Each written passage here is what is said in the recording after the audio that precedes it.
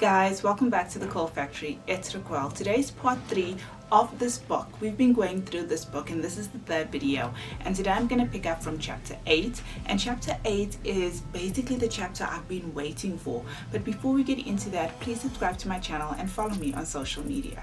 Finally, in chapter 8, the heading says products. That's what I've been waiting for, but the full heading says products and homemade recipes. And we're going to get into that and we're going to see exactly what this chapter has to say about products and homemade remedies.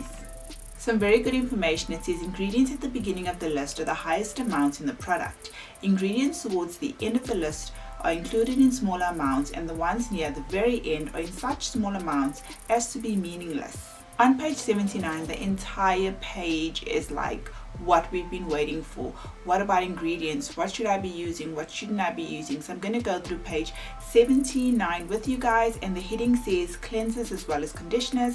Now let's see what we should be looking for in a cleanser. It starts off by saying look for sulfate-free products only.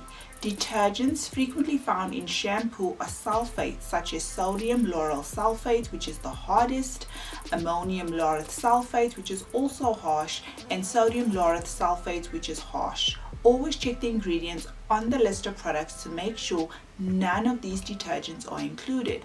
So I've mentioned 3 of them. My pronunciation is not going to be the best, I apologize for that, but 3 of these sulfates are mentioned.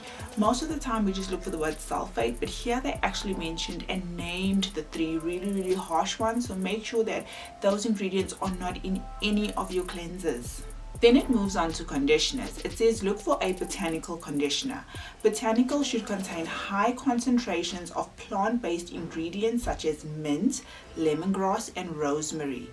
They will help maintain a photoprotective shield against hair shaft, and many botanicals offer specific benefits to curly hair, like adding moisture.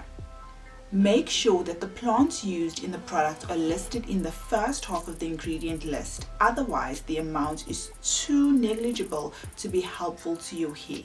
Now, the next part in the book I really like, because it goes on to tell us, a little bit more about what we should be looking for. So when you're buying a conditioner, make sure that your conditioner contains something called emollients. What is an emollient? Emollients soften hair and reduce frizz by smoothing the cuticle. So if you're someone who's struggling with frizz, find a product that has emollients in it, and I'm going to explain according to the book a little bit more about it. It says there are hundreds of emollients, but some good ones for curly hair include shea butter, vegetable oils, olive oil, walnut oil, jojoba oil, cetyl esters, as well as wheat germ. It then goes on to say something else you should be looking for, or the second thing you should be looking for in a conditioner, is humectants. Now, humectants, this is a word that does go around in the curly girl world. It says humectants absorb water from the atmosphere and hang onto it. They're absolutely critical in a conditioner for curly hair. Some to look for include panthenol, vegetable glycerin, as well as sorbitol. And then the last thing to look for in a conditioner is a moisturizer. It says moisturizers add softness and control to curly hair. Look for amino acids, aloe vera, olive oil, balm mint extracts, as well as propylene glycol.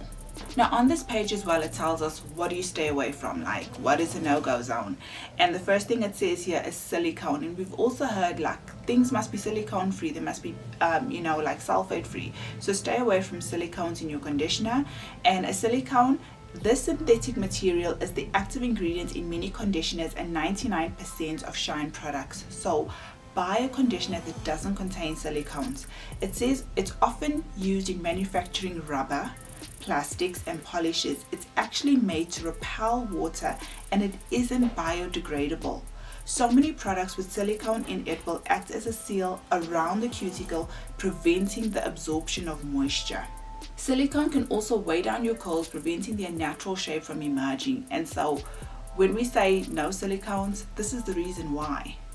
If you turn over the page, now it talks about gels. I'm a gel kind of girl, so let's get into it in what we should be looking for. So in the book it says when shopping for gel, do the skin test. Apply a little bit into your hands and rub them together. If it feels sticky on your skin, it will probably feel sticky on your hair. Also avoid products that say they are styling creams or waxes. styling cream, so I've got to be on the lookout for that a little bit more. It then says these make hair crispy like ramen noodles. Not a good look.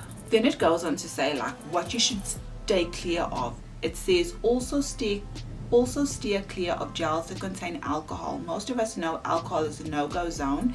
So when it comes to alcohol, it says curls should be seen and not heard, and alcohols in gel can cause hair sound effects.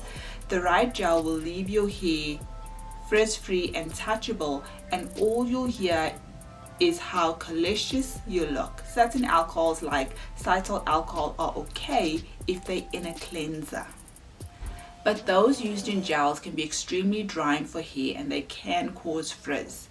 Plus, unlike cleansers which get rinsed out quickly, gels live in a curly girl's hair for a day or more. And if you have hair like me, like I cleanse once a week, so that gel's going to be in there for a few days.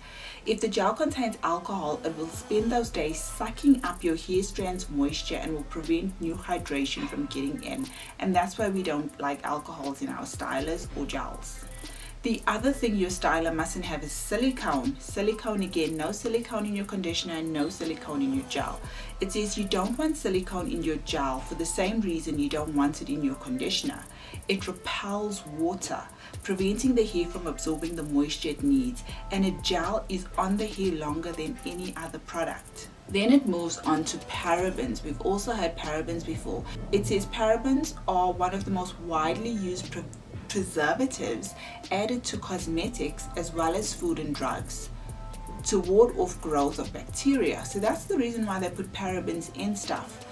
Those you'll typically find in ingredient lists include methyl paraben, propyl paraben, and butyl paraben. Sorry guys.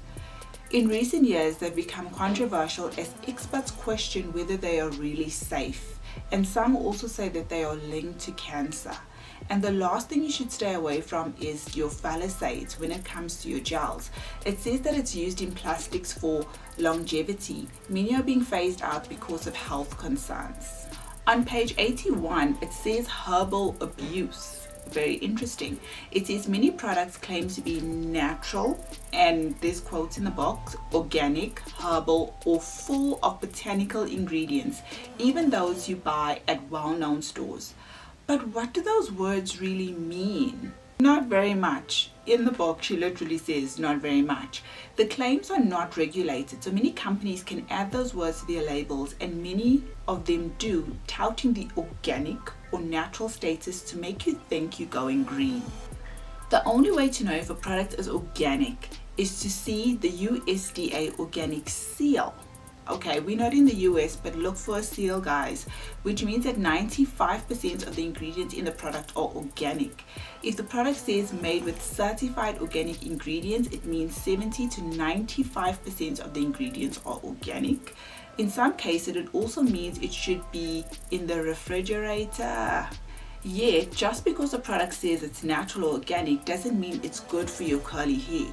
Again, check the ingredient list on the bottle against the list on page 79 and 80, which is the list that we went through for cleansers, conditioners, as well as gels. In this chapter of the book, it then moves on to like homemade recipes, like what can you make at home, which I thought was very, very interesting. And she does, mention stuff. She calls it poetry and potions, and there's stuff for you to make a lavender spray. You can make like a scrub to exfoliate your scalp, and she gives you like stuff that you can from your kitchen that you can use at home. Ingredients like, as I said, lavender and avocado and lemons, aloe vera as well, ginger. There's a ginger tonic in here. And there's just some stuff that, if you really want to be 100% natural or organic, I think you're going to love this chapter. It's also in chapter 8 of this particular book, and I think I'm gonna stop right there. I think we kind of covered ingredients, what at the beginning of the list, middle and end. We covered, the famous sulfates, silicones, parabens and phthalates, what you should be looking for or not looking for, or shouldn't basically be in your cleanser, in your conditioner, as well as your gel. So as I said, guys, we'll stop there. Drop your comments down below and we will continue again. What's next? the book is coming to an end, so it's going to end off with like how to kind of maintain your hair at home, how to trim your hair at home. There's also a chapter on like kids with curly hair, which I'll get into. I'll really try and wrap this series up and try and compress a few more chapters together, but I just wanted to keep this video just on ingredients because that's what the Curly Girl method is about, and that's what we really want to know. As I said, thanks so much for watching. Drop your comments down below and I'll see you again. Take care.